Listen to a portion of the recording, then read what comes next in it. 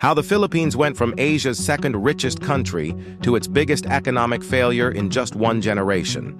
In 1950, the Philippines had the second highest income per capita in Asia, behind only Japan. We were ahead of South Korea, 876, Taiwan, 922, Thailand, and Vietnam. Our GDP per capita was 170, a position of real privilege. We had what others did not: modern universities, established manufacturing base. 70% of our workforce spoke English. Yes, Manila was destroyed. 80% of the city was rubble by 1945, second only to Warsaw.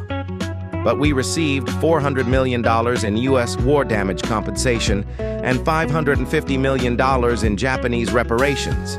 And we got it first, before our neighbors. While Korea fought a war, 1950-53, and Taiwan rebuilt from civil war, we had early capital and relative stability. By 1960, manufacturing was our fastest growing sector.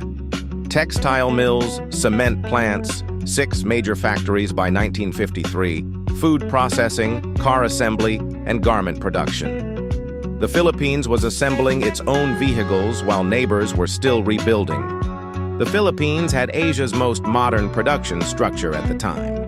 We weren't just growing, we were structurally ahead. Factories used steam power and mechanized production.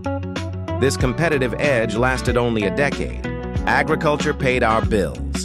Sugar accounted for 25–30% of U.S. global sugar imports in the early 1970s. We also exported coconut oil, abaca, and timber under privileged U.S. market access. These exports funded government and capital accumulation. Real industrial potential existed on the table: steel mills, shipbuilding, petrochemicals, machinery manufacturing. Skilled labor was available. Capital was cheap. We had the foundation to compete globally. But protection became addiction.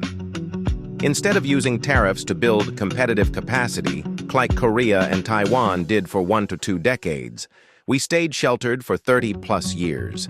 Industries became fat, inefficient, focused only on the local 40 million person market, too small to achieve economies of scale. Meanwhile, land stayed concentrated in a few families. Haciendas controlled by political elites. Rural productivity lagged while our neighbors invested in smallholder productivity. Inequality deepened. Agricultural output per capita stagnated while Asia's tigers transformed in rural sectors. While neighbors pivoted to exports in the 1960s-70s, we stayed sheltered and lost momentum. By 1968, South Korea's GDP per capita had caught up to the Philippines. Taiwan followed by 1970, Thailand by the mid-1970s. Our 1950 advantage, gone in one generation. Then came 21 years of dictatorship. Crony capitalism, government loans to family friends at below market rates, monopoly licenses, inefficient industries protected by government decree, not merit.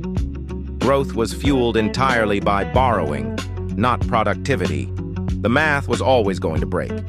External debt, 600 mi, 1965, 2.3B, 1970, 8.2B, 1977, 26B, 1986. While we borrowed, productivity in manufacturing fell 5% annually, 1957, 1978. When interest rates spiked in 1982, the debt collapsed. Others kept climbing. We felt betrayed. The Philippines did not lack talent or potential. We lacked industrial discipline. We lacked competitive pressure. We lacked political will to reform. We stayed comfortable too long, and history, brutal as it is, never waits for anyone to catch up. Today, South Korea, 35,962 GDP per capita. Philippines, 4350. The 1950 lead is gone. One generation's policy choices created an 8x income gap. What will ours do?